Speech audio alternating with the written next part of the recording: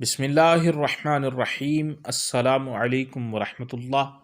تمام معزز سامعین و ناظرین کو انفارمیشن پوائنٹ کے پلیٹ فارم پر خوش آمدید۔ سامعین و ناظرین، صحیح البخاری کے اندر یہ روایت موجود ہے۔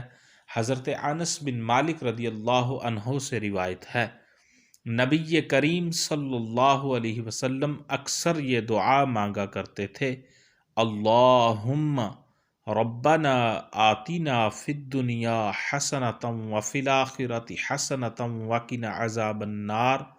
اے رب، ہمیں دنیا میں بھلائی دے اور ہمیں آخرت میں بھلائی دے اور ہمیں عذاب دوزخ سے بچا۔ صحیح البخاری کے اندر یہ روایت موجود ہے۔